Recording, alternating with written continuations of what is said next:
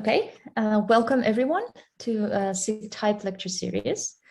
Today we welcome Sasha Berdicevskis. You will learn from his awesome website that the official Alexanders is for citations. So if you want to cite this talk, use Alexanders.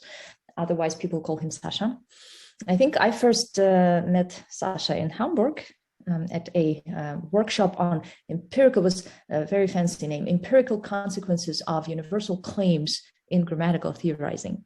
And there he gave this very impressive talk on measuring morphological complexity in a study across 50-something languages, if I'm not mistaken. And Sasha has a number of works on measuring complexity, and but another major subfield he's working on is diachronic linguistics, and in particular on how to utilize computational methods and all the NLP inventory in diachronic linguistics. So in addition to various corpus studies, he has been working on things like tagging and parsing historical corpora, diachronic tree banks, etc. He works with a number of languages, notably Latvian and Russian, and now that he's based at Gothenburg, also Swedish. And today he's giving a talk with a very intriguing title that you can see on the slide, and that duly reflects the wide range of his research interests. As usual, the talk will be in 4 parts, and there will be an opportunity for discussion after each part. You can also post questions and comments in the Rocket chat, where you may need to register if you aren't registered yet. And maybe Katya can drop the link to Rocket Chat in the Zoom so that people can get there. And the Rocket Chat, we use Rocket Chat to preserve the discussion because Zoom chat is lost. The talk is being recorded, as you see, but the live question and answering sessions will be edited out, and not uploaded to the YouTube channel later. Only the talk will be uploaded. Welcome, Sasha, and please take it away. Thanks, Olga. That's a very flattering introduction. You are too kind. And thanks very much for inviting me here. I think SIGTYP in general is a great initiative, and lecture series is a great initiative, and I'm really proud to be part of it. And yes, as you can see from the title, the talk is basically a marriage proposal, and it will be structured as follows. I'll start with the rationale for the proposal, so why marry?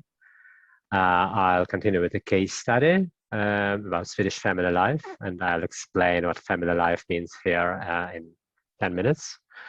And the first part will be very hand-waving and visionary, as the second part will be, we will probably split it in 2 so that it doesn't come too long technically. It will be empirical, but it will be mostly preliminary and somewhat contradictory results. Maybe you can help me make sense of them, by the way. And the third part, very short, will be just a conclusion, prolegomena to marriage contract, let's say. So why marry? Because typology is about distribution of properties across the world's languages, and at least some subfields of typology seek to explain this distribution. So why languages are the way they are. Some think we should not do that or cannot do that, and that's also an understandable position. But I think we should. It's interesting. At least we should try. And then there has been accumulated quite a lot of evidence that this distribution of properties is at least partly shaped by pressures on language change. So languages are the way they are because there are certain probable ways how they change and certain improbable ways.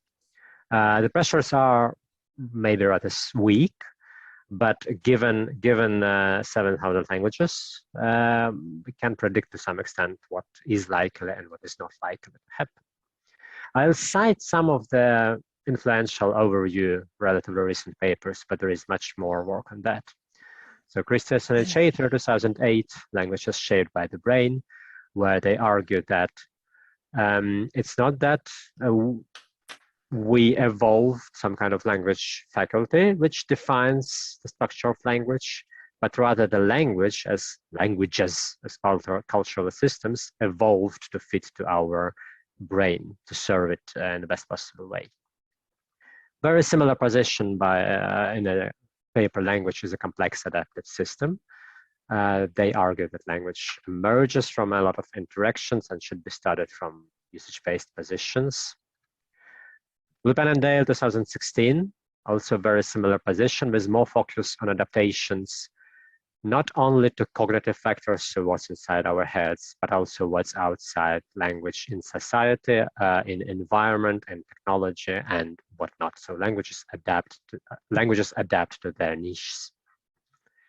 Gibson and others, 2019, highlighted of efficiency. So languages adapt to be efficient communication systems, where efficient means that that speakers, users may afford to be lazy, may afford to be economic, not to spend extra effort, but still to be understood and not lose information. So having a robust communication channel.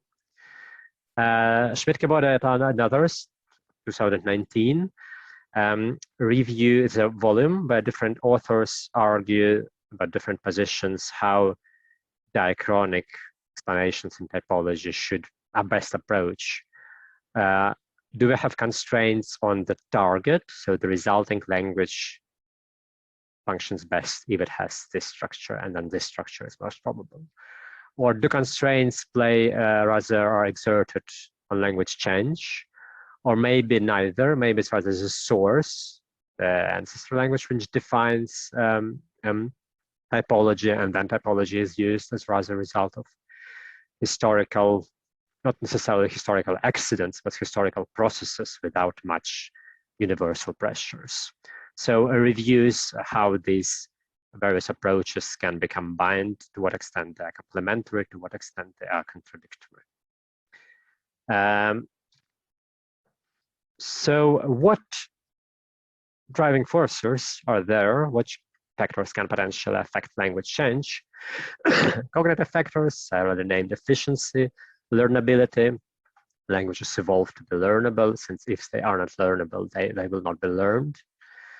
Social factors, social network structure, degree of contact with other languages, language policies, standardization, and so on. Technological factors like communication medium, oral speech, written speech, computer-mediated communication, and even environmental factors. This is probably the most controversial section. Some people say that climate, landscape affects language evolution. Some are skeptical towards that, but that's not really important for this talk. We'll focus on social factors. And I tend to show this picture. It's my favorite example of language variation. It's been made in a Norwegian city, Bergen. You can see a street name. And the region is known for being very varied and not really standardized, not much of a prescriptive society when it comes to language.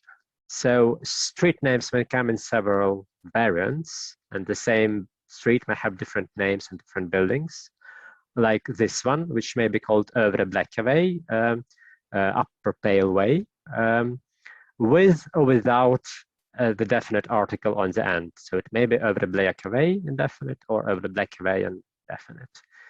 And you see, and that at this particular sign, there was an article, but somebody decided that it's wrong and erased it. And it's a fascinating example for somebody like me who has Russian as native language, which is very standardized, very prescriptive language, where this is completely unimaginable. There is only one correct way to name a street, and authorities should enforce it. And seeing this kind of variety and democratic discussion is completely possible. So coming back to more general matters, from what I say, it follows that sociolinguistics should be useful for explaining typology. And this point is not new, it has been made. I would like to cite two important works. One is Peter Trudgill's book from 2011, quite well known, where he argues that linguistic complexity is defined by a combination of factors. I will return to this book again and again throughout the talk. The other is a very recent paper by Francesca De Garbe and Caius Silimaki, who is here, and others, which proposes a framework of how exactly sociolinguistics can be integrated into typology, and reports some specific steps that are already made along this roadmap, so to say. So that's highly recommended, and I will make some similar claims. Why is sociolinguistics not as much integrated into typology as it could have been? At least I think so. One reason is that sociolinguistics is facing several challenges. All our explanations, or almost all, are post hoc. I'll return to that in a minute and explain why is it problematic. Samples are relatively small, and studies are expensive to reproduce, and small for the one doing field work. They are not small, since even recording 20 hours of interviews is years of work. But for readers and reviewers, it looks completely different. Just 20 informant, 20 language consultants. Yeah, is this enough? I'm skeptical, and that's also understandable. And hypotheses are somewhat difficult to operationalize, let alone quantify, somewhat qualitative. And all that together lowers the chances of a systematic, scalable approach that can easily be applied to various languages, various communities, something that typologists, especially quantitative typologists, especially computational people of SIGTYP kind, would actually appreciate. Post hoc explanations. Why is that a problem? Couple of examples. This is a plot from a famous sociolinguistic study, a founding study, we might say, by William Labov, 1966, consonantal R in New York City. So whether you pronounce, whether you say hard or New York hard, or not only New York, of course, not non-erotic. And Labov famously shows that proportion of consonantal R, so more standard variant, varies across economic classes. So upper classes have higher percent of R, and speech styles registers. If you are less aware of your speech, if you're speaking casually, you are more likely to drop your R. If you are more aware, if you are reading, or if you are reading a word list, or if you are reading minimal pair list like God versus guard, you are much more likely to think, okay, here I must insert the R, and insert it. There is one exception to the two exceptions to the general pattern on this plot. Here they are. And they are also quite famously explained away by notion of overgeneralization or hypercorrection, that this lower middle class strives to be holier than the Pope. They overgeneralize, they try to be more correct than the upper class. But note that this is quite an elaborate explanation, fit to sort of made to fit the data, and sometimes it works, sometimes it doesn't, and we can question to what extent it's actually true. Another example from Trudgill's work on dialect contact. When different dialects come into contact, which features will be adopted in the resulting idiom, which will be rejected? And Trudgill argues that if a feature is salient, it will be adopted. He defines what salient means. But then he adds that if salience is extra strong, the feature will be rejected. And this kind of approach makes it possible to explain everything away. So if thing is salient, we accept it, but if it's too salient, we cast it away. And I'm not saying that Labov and Trudgill are wrong. Those are great scholars who are probably right. I'm saying that we don't really know, and that it's difficult to evaluate such elaborate theories with relatively scarce data. There is a risk of overfitting theories to the data. And that's what sociolinguists and in general linguists sometimes tend to forget. We risk overfitting. And in no way I propose to abandon traditional sociolinguistics, but I propose to complement it with a brain chart as an approach which can hopefully yield more reproducible results and more formal evaluation of hypotheses. So we were happy to receive, we at University of Gothenburg's Progbanken Text, we're happy to receive some funding for a 3-year project where we seek to make a step toward this direction, by performing rigorous quantitative tests of explanatory theories of language change on Swedish data, Swedish social media data. There is 4 of us in Gothenburg and a partner in Germany, and our funder is Marcus and Amalia Wallenberg Foundation. So what we are going to do? What do I mean by measuring predictive accuracy? 2 things. One, let's look at this plot. So what you see here is a sociolinguistic variable. A variable is a coexistence of 2 or more variants of the same thing. So in Swedish, you may use a gendered pronoun, han, he, or hon, she, or you may use a gender-neutral pronoun, hen, which has relatively recently been introduced. So what you see here is the proportion of a newer variant, hen, related to the frequency of both variants in a large discussion forum across the years. And you see the 10 years, and then the question is, what will we see in 2020? You may try guessing. And that's one thing that we want to do. We take the data, we hide part of the data from ourselves, and we try to predict it. In this case, it might be a bit difficult since there is a quite steep rise. Then we want to ask even more ambitious questions. What will we see in the future, in 2030? Can we predict the future, or can't we? I think, I don't know if we can, but I think that we should try. How does this help? Why is it a good thing to do? Because it solves the problem of the post hoc explanations. So we're making predictions, not predictions. In our particular case, we are, well, I wouldn't say we have small samples. We have more than 10 billion tokens, actually more. Since we are running quantitative corpus-based studies, we are forced to have well-defined hypotheses. And of course, studies are much cheaper and easier to produce with corpora and scripts than with people and fieldwork and interviews. It even feels like cheating.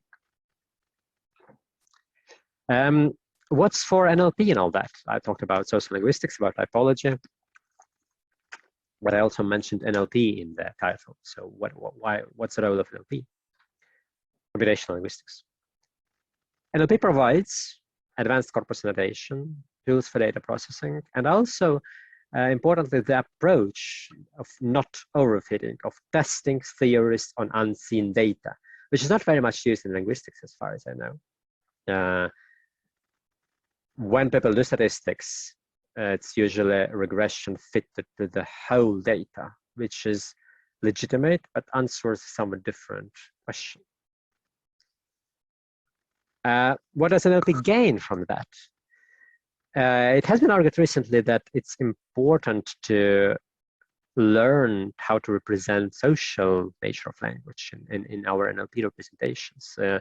Bisq and others in experience grounds language make a particularly forceful claim that it's not enough to train models on written texts. We should be able to learn more if we want them to gain true understanding of language. And social interaction is one thing they are good that should be somehow incorporated into language models. But how to do that? It's actually an open question. Project like that hopefully can contribute to understanding how it can be done, what social meaning, how it can be represented formally. Let's skip this part for brevity's sake and proceed to an example. What do I mean when I say that sociolinguistics can inform typology? So back to Tradgo's book, where he argues that language simplification can be affected by several social factors, in particular, large population size, intense contact with other languages, loose social networks, low social stability, small degree of shared information. And he argues at length why that is so. So if one or more of these factors are present, it increases the probability that language in this society will be simpler over time. Let's focus on this one, lose social networks and forget about the others. So why is that? Why lose social networks contribute to language simplification? Trotgill argues that in societies, communities where social networks are loose, social ties are not really dense and are relatively weak, the adherence to norm is weaker since people control each other less, or at least they perceive that they control each other less. And the emergence of simplifying innovations is much more likely. It's not actually his idea. He's based on Milroy's theory. And that, in turn, may facilitate language simplification. Now, next question is Milroy's theory about loose networks facilitate simplifications, is it correct? A recent very nice paper by Deltradich and Fernandez, where they analyze Reddit data, so another large forum. They basically use Reddit data to test Milroy's theories, whether innovations are more likely to emerge and spread in weak tie, loose network communities. And they conclude that rather yes. So that gives support to Milroy's theory, and which gives additional credence to Trotgill's claim, which obviously are important for typology. So that's the kind of thing that I have in mind. The approach that I'm proposing has quite a few limitations. We are working with noisy data. We cannot study certain fields. We have little chance of studying phonetics and phonology with written texts. Some people say that online is not real, and I don't agree to that. I skipped this part, but I can say that we have about 800,000 users, probably less. Not all of them are probably present, but still, even if only 100, even if it's 50,000 users, whole Sweden is 10 million, so it's not all a bad proportion. And some of these users have written as much as 4 million tokens, and that's 4 times as the whole Harry Potter heptalogy. So a significant part of their life must have gone into this effort. So and for them, it's pretty much real. But still, so it's real, but it's not the same as physical or offline. So it's not necessary that theories which were created as physical communities in mind, that they generalize to online. And the luxury of huge corpora is not available for many languages, and for some languages will never be. But still, the idea is to complement more traditional methods, in no way to replace them. So this talk, I will talk more about Cassandra, and I'll talk very briefly. I'll explain more about what we do and what our data are and what the results are. A little about intentions and ambitions, but more about some very preliminary results. Imposter alert is sounding. It's not really a typological talk. All my examples at future will come from single language, from Swedish. Olga assured me it's acceptable, but if you don't think so, you may stop listening. If not, let's make a break and then continue with the second part.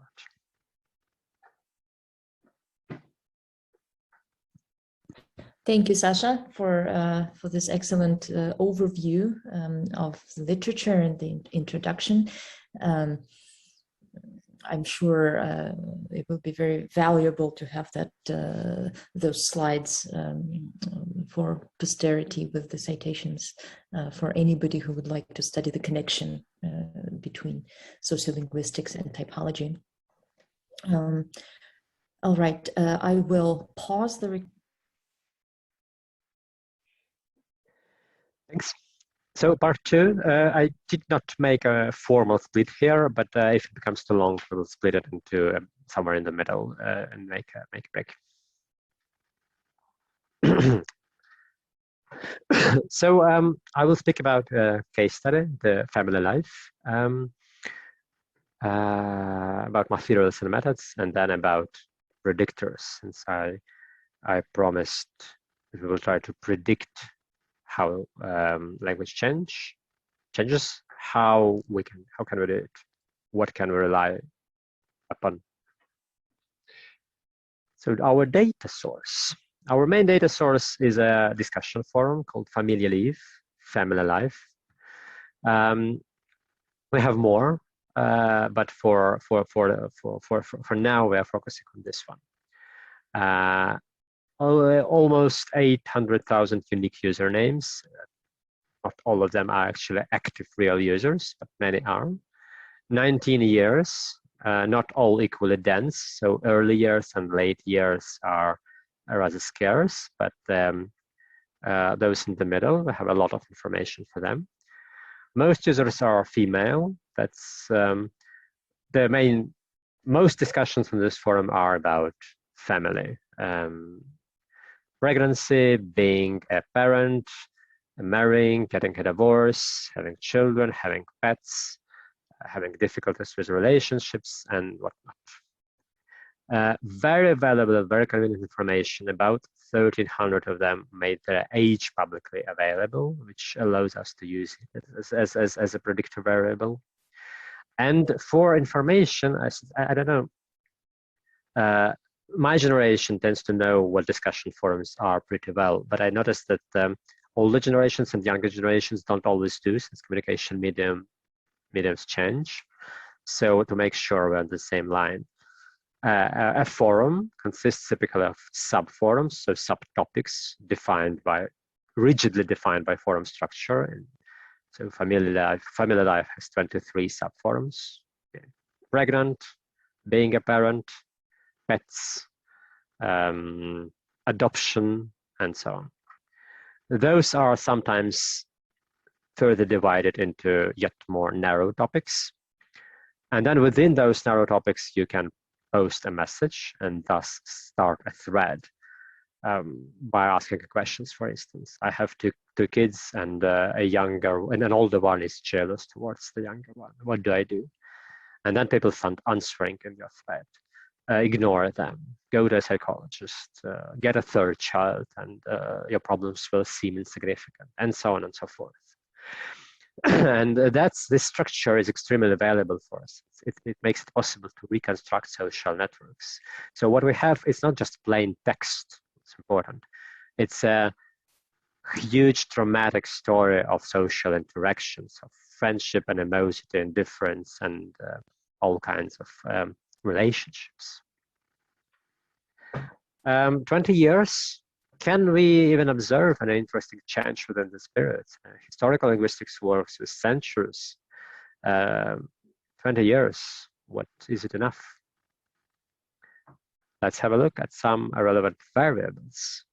And again, a variable, in social linguistics, people tend to say variable. It's a basic unit of study and measurement, coexistence of two or more competing variants that have the same or almost the same meanings. So 5 variables I will talk about.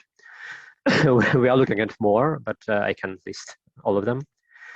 One is a future construction, comrade, somewhat similar to English going to, where the infinitive marker at can be omitted. So you can say the kommer att regna, it's going to rain, or you could say the kommer regna, literally it is going to rain. So kommer, the verb, is becoming a modal verb and losing the obligatory infinitive marker. Gender neutral third person pronoun hen, which I have already mentioned.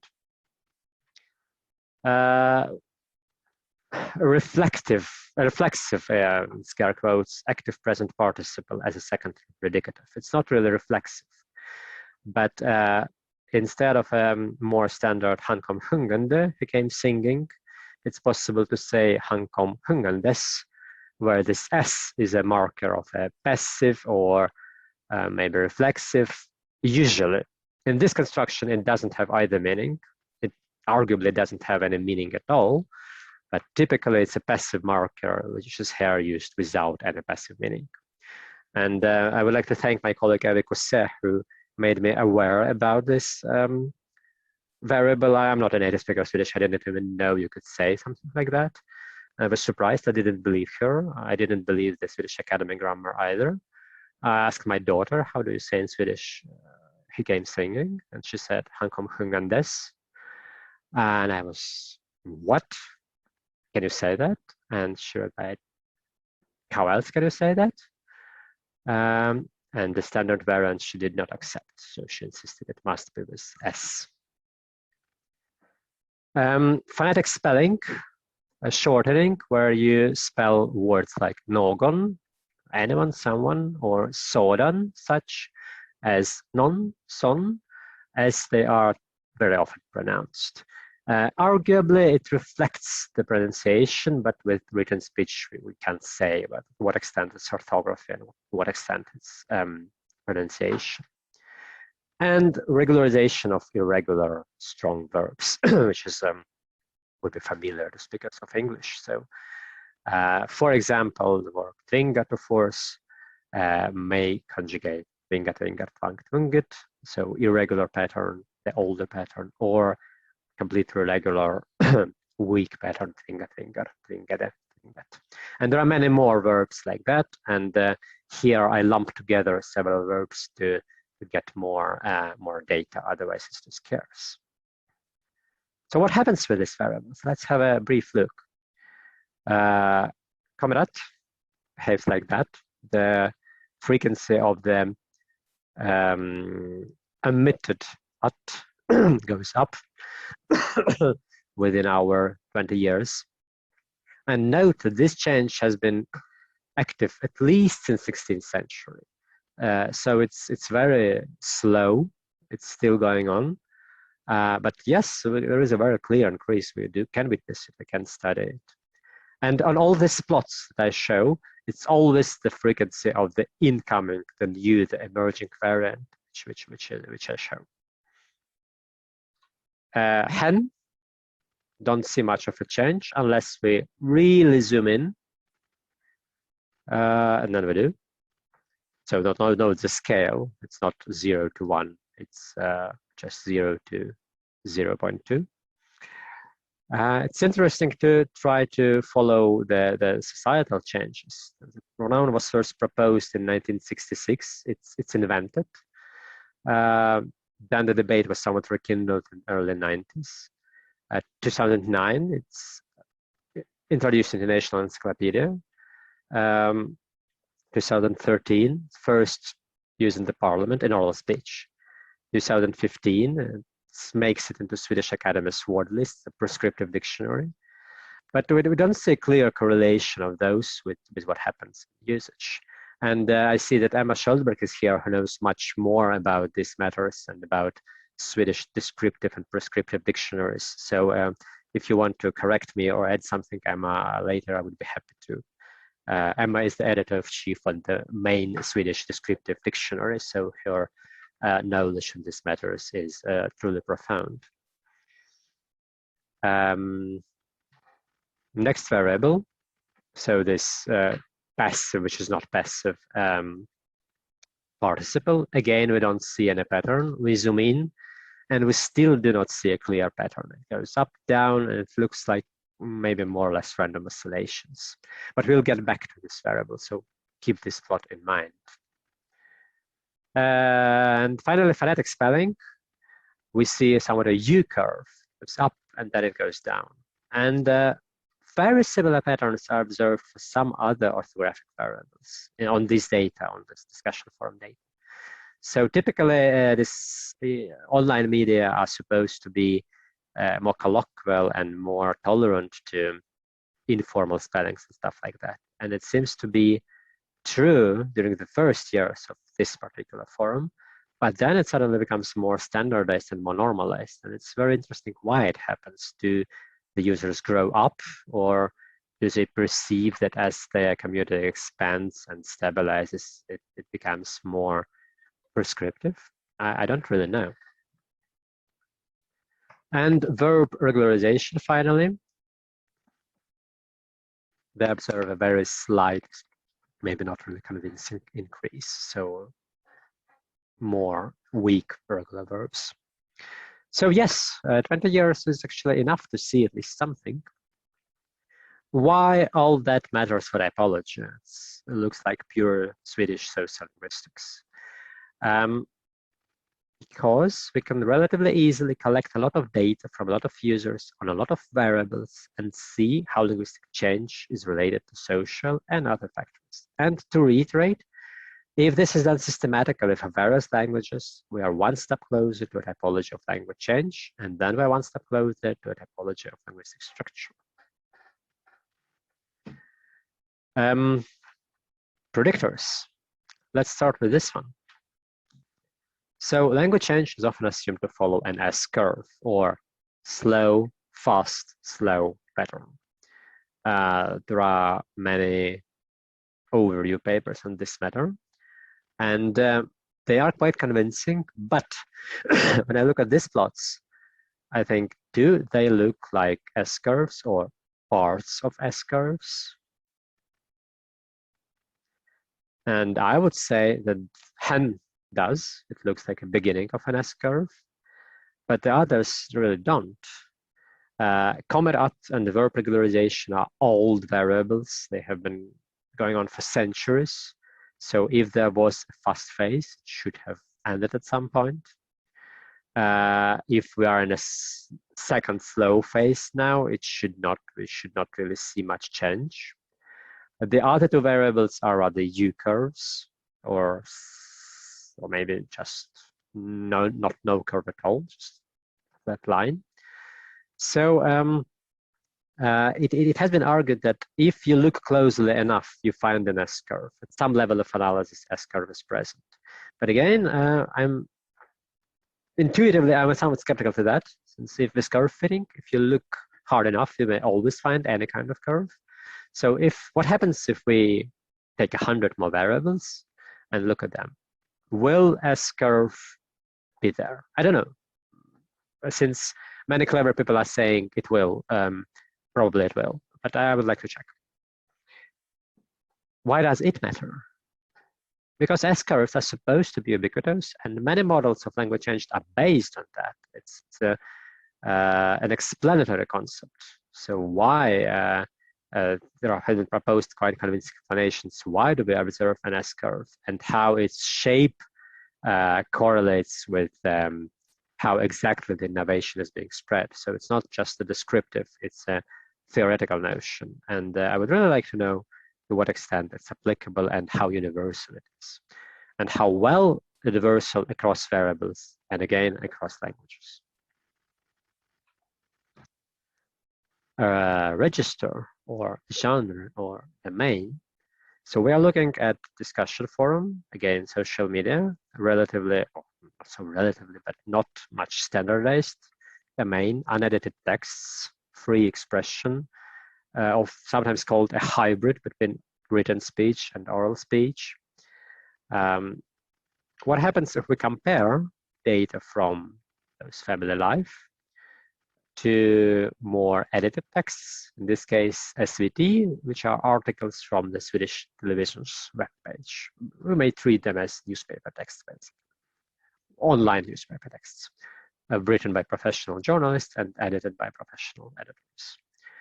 And with Comet at, we see exactly what we would expect.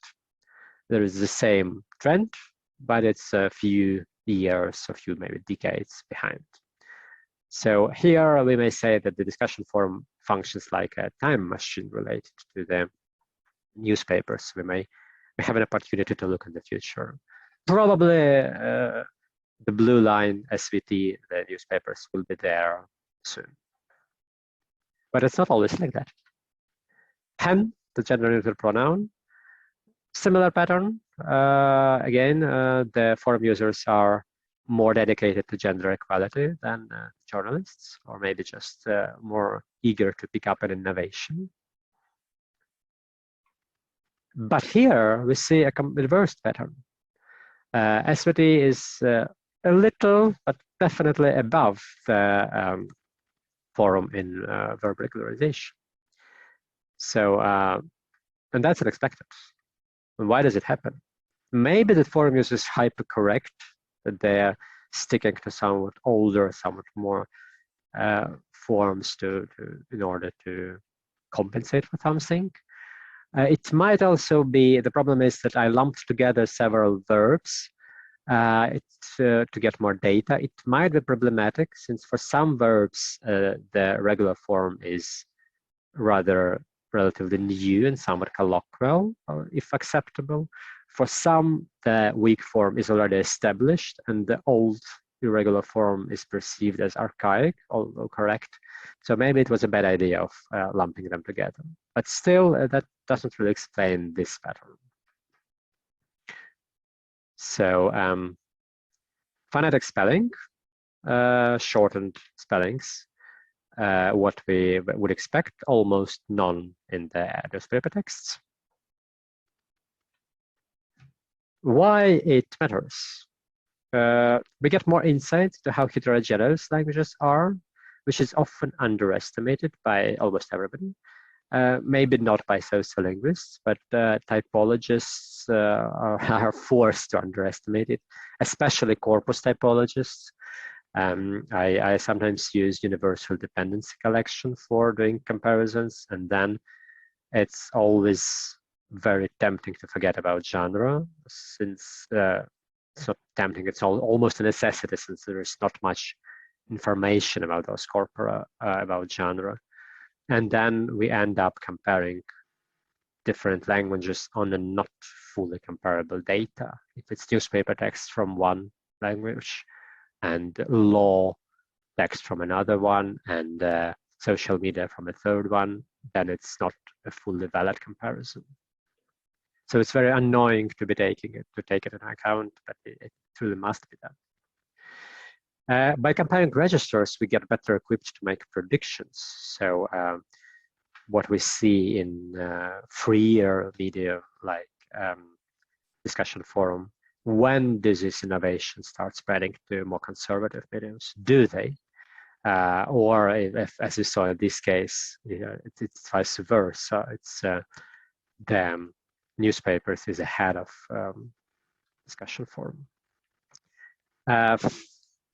Then by learning how registers are related, so if we observe this kind of relation in newspaper texts, what can we expect in a more casual speech? We can make more educated guesses for languages where not all registers are available.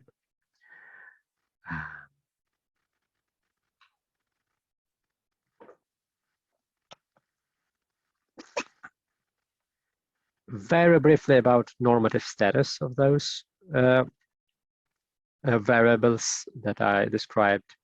So dropping the infinitive marker is considered correct, but somewhat less common. The gender-neutral pronoun is correct, but recommendations and practices vary. So the language authorities, it's not that they recommend using hand. They say you may, but you may also find other solutions. They are a bit ambivalent, do not want to take a stance here very clearly. Reflexive participle has a somewhat mysterious comment, possible in freer styles. That's a literal translation, without much evaluation from the authority. Phonetic spellings is marked as colloquial and recommended to be used in writing only to reflect oral speech, not in more standard writing. And verb regularization is difficult to summarize across verbs, since they're different. Why it matters?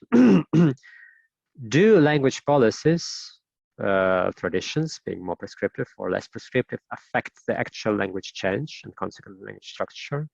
I already talked about language simplification, and by this theory of Tardieu and others, Russian, for instance, should have been simplified quite a lot, since it has very large population, vast area, relatively loose networks, low social stability, a lot of non-native speakers. But history says otherwise. It did not lose much of its complexity for the last 800 years. And why is that? So it's sort of an exception. And some people make argument that one reason is very prescriptivistic, very strong tradition of centralized standardization. that it sort of shields the language structure and protects it from change. Is it so? Does prescription, does standardization really matter? And does it in the end affect language structure?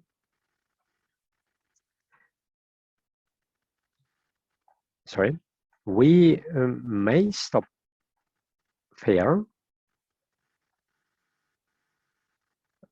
Okay. And then continue with the rest. Okay. Let me pause the recording. Take it away. Thank you. Thank you. So we'll continue. So far, all the factors that we have looked at are, so to say, at the community level or societal level. Let's look at individual level factors. And in general, let's think about individuals. So we see some variation and change. And let me ask you two questions. One, so on community level, we see variation. Like in the year 2005, there is approximately 50-50 with and without infinitive marking. What happens on individual level? Is it so that there are 50% of individuals who always use at and 50% who never do? So every single person is either 0 or 100. And it's the how many of each kind there are present, which determines the community level situation that we observe. Or is there variation at individual level too? Take a second to make a guess or an informed guess. I won't ask you to say it aloud since people tend to be shy about it, but make a guess for yourself. And the answer is, you will see in a second, yes, there is a lot of individual variation, intra-individual variation. So some people, most people sometimes say right, comma at, sometimes comma without at. Next question is trickier. Within those 20 years that we observe, sorry, a single individual is more likely to have the same linguistic behavior. So like if he or she had 70% comma at in the beginning, it will be 70% after 10 years. And then the change that we observe here is because some individuals leave the forum and some show up, and that's why it changes. Or are people likely to choose their behavior with time, and we are, with our time resolution, we are able to observe that. So again, intra-individual variation in diachrony. Again, take a second to make a guess. What would you bet your money on? Is there, if we look at individual plots, not on a community level plot, will we see variation or won't we? In 3 seconds, I'll show the answer. 3, 2, 1. Yes, there is a lot of individual variation. There is a lot of change, variation, sorry, but change on individual level. So colored lines show a few most prolific users. Prolific and who stayed on a forum for several years. So you can see the this line goes rather sharply up. This one goes somewhat less steeply. This one goes up and down, and reaches 50%. Several lines oscillate or near the bottom. Some people are very consistent, some don't change their behavior at all, but many do. And that's very interesting. That opens a whole range of possibilities for us. And it enables us to ask what affects the behavior of individual users. And one factor which has received a lot of attention in sociolinguistics is, of course, age. And fortunately, as I mentioned, we know age of 1,300 users. We are actually able to know more since more people have made their age available in their profiles, but it's visible only to forum participants. And I don't know whether it's ethical to use this information. So I actually would be interested in hearing your opinions about it. But those 1,300 made it completely public, so anyone on the internet can see it. And then I don't see any problem with using it, since it's not paired to the identity in any way. It's only statistical information. So the distribution of age is approximately like that, mostly 25 to 40, but also 20-year-olds and 60-year-olds are somewhat represented. And then we make nice plots like that. So that's again combi at the emission of the infinitive marker. H bins, we have to bin the users, otherwise it's too scarce. And we see sort of what we would expect. Older users are more conservative, younger users are more innovative, one exception. And again, of the kind which is quite often observed in such studies, the youngest group, lower than 20, is not the most innovative one, but it's the next one. There are various explanations to that. I don't know which is correct. So I'll just leave it here. And one other thing, I'm not doing any formal inferential analysis at this point, and that's intentional.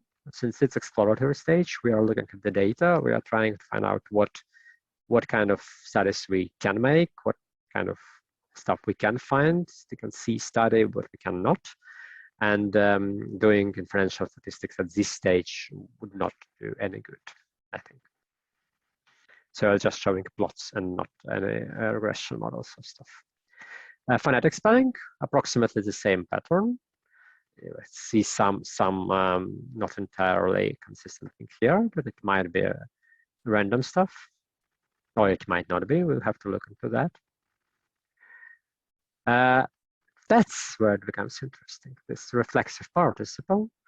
Again, we see a very clear pattern. Younger users are more innovative. But remember the original plot where we did not see much. So in real time, we see, I don't know how to interpret this peculiar curve. It's maybe no change, maybe it's slow decrease.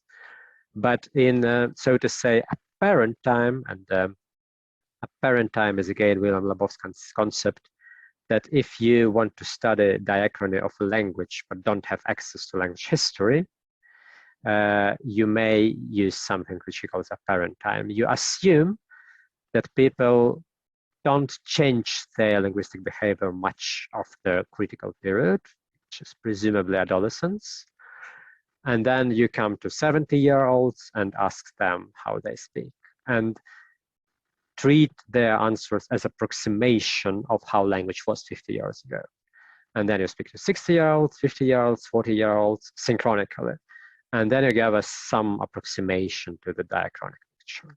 And it seems that that's what we see here. So in apparent time, we see a clear increase. So Schungendes, the reflexive participle, which is not reflexive, is on the rise. So if I'm forced to make a prediction, then based on the left plot, the real-time plot, I can't say anything. I would say that there is no change. Based on the right plot, I would predict that yes, in 10 years, the S participle will increase.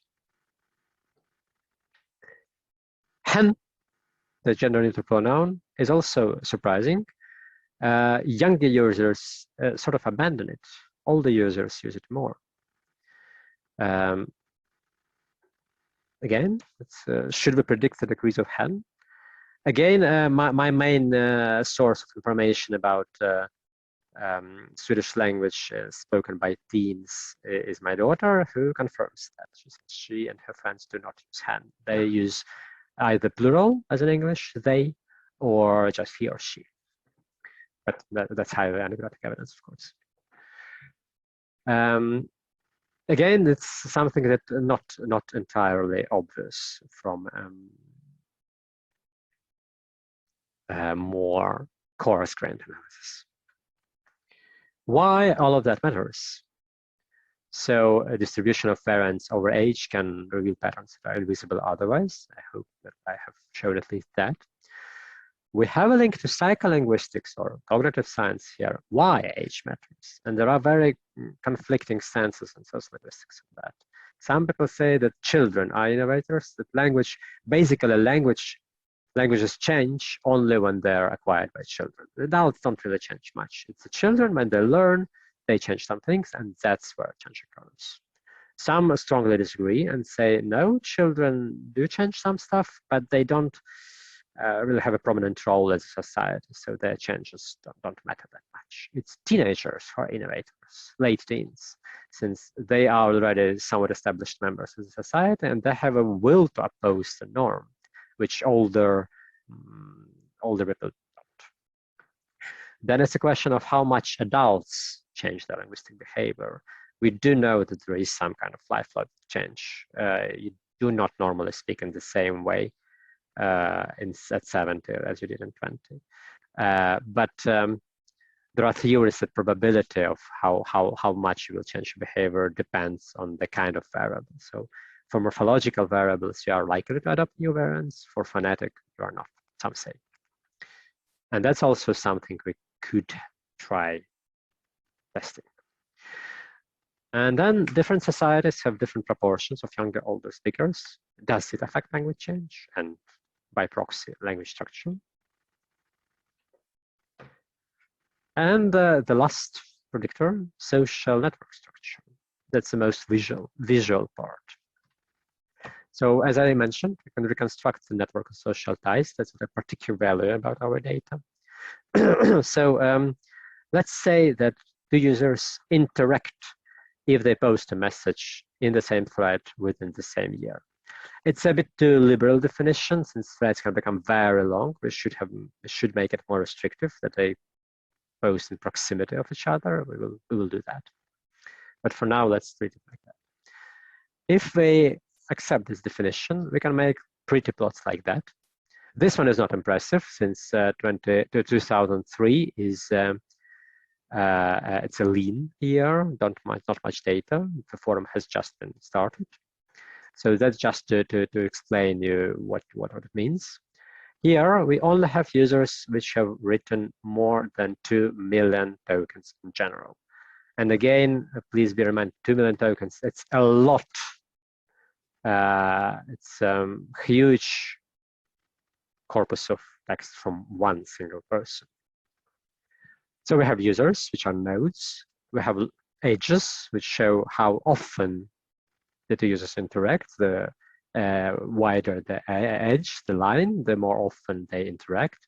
And color shows how conservative or innovative they are. In this case, with respect to the kommer-at variable. So if they're black, it means they are super conservative. They never use kommer without at. And if they are white, they are 100% innovative. It's always kommer without at, kommer regna. And if they are gray, then it's 100 shades of gray, which show how innovative they are. And if they are red, it means there are not enough occurrences in this particular year for this particular user to calculate the frequency reliably. So I'll loop through all years of this whole forum, users with 2 million tokens. I'll loop through all years, and then I'll show it again so that you can have a closer look at individual users. 2003 still, 2004, 2005, 6, 7, 8, 9, 10, 11, 12, 13, and now it's getting worse because Facebook, 14 forums are dying, 15, 16, it's not that interesting afterwards. Let's go back and have a closer look at, for instance, user 5, who is here top left corner. So here they are a bit lighter, even more lighter, even more lighter, even more lighter, almost white. And they're a bit darker, and they leave the forum. And one more run. User 3.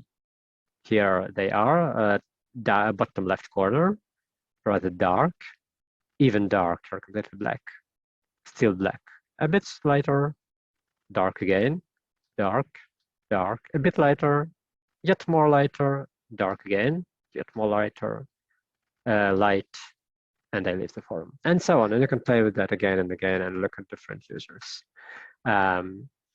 And the remaining years don't give us much information. The forum slowly dies. So why it matters?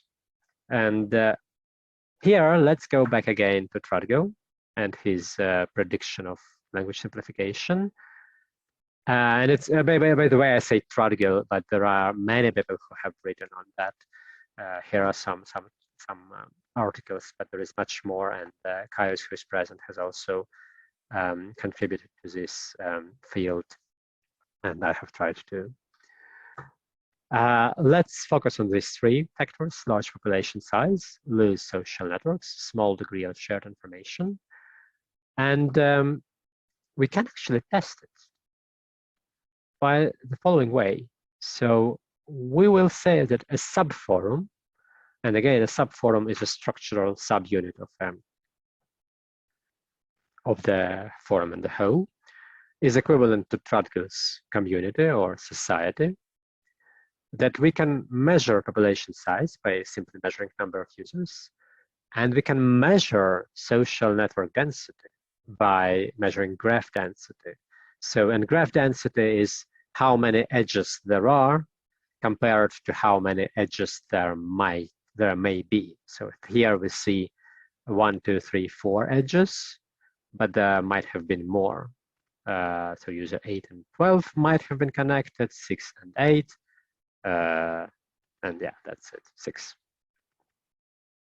So density would be 4 out of 6 in this case. And then,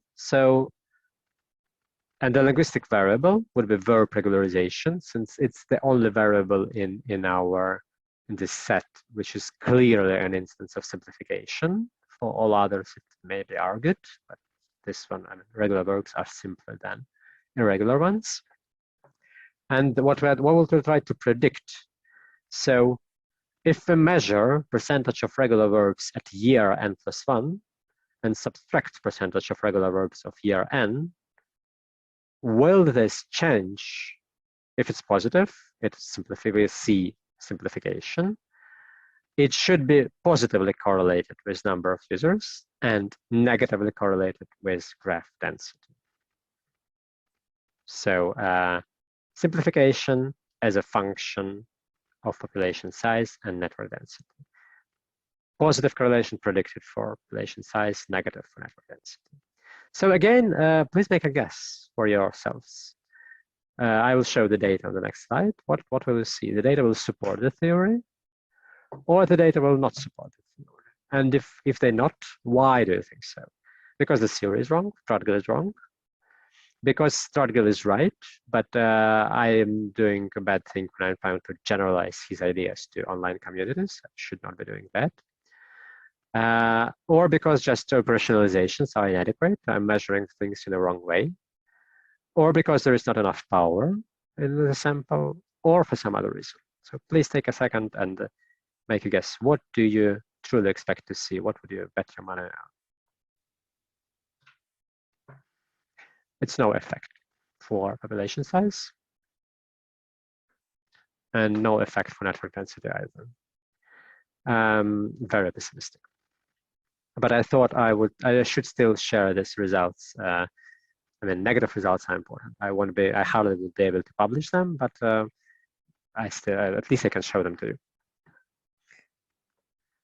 So the data do not support the theory, and the most annoying part is that I have no idea why it's a problem with negative results, which reason is at work. But still, I think it was interesting to try and to think more along these lines. The last part is actually very short. It's just a couple of words. So should I maybe just go on? Okay. So just to conclude, I don't have much to add to what I already said, but that I would hope to see the same approach applied to other languages, to other communication mediums, not only discussion forums, of course. There are all kinds of linguistic variables, and that would hopefully let us see how well our theories can predict data. That yet another variable that we look at that, and that we know enough about context, and then we can predict what happens. And if we can't, and it's very likely that we can't, I'm prepared to that. But then the important thing is to know why. because our theories are wrong, because we can't operationalize them normally, because just our world is too random, too much noise, because the system is too complex, so small changes, if I say like cause small changes in the initial conditions cause to large perturbations. There are too many external factors that linguists cannot account for, too many language internal factors that we cannot measure, not enough power, not enough training data, poor statistical modeling, black swans, whatever. So I think that the main contribution of our project, if it is somewhat successful, would not really be predictions, but rather what does not allow us to make predictions. But we don't know until we try. Thanks. Thank you, Sasha.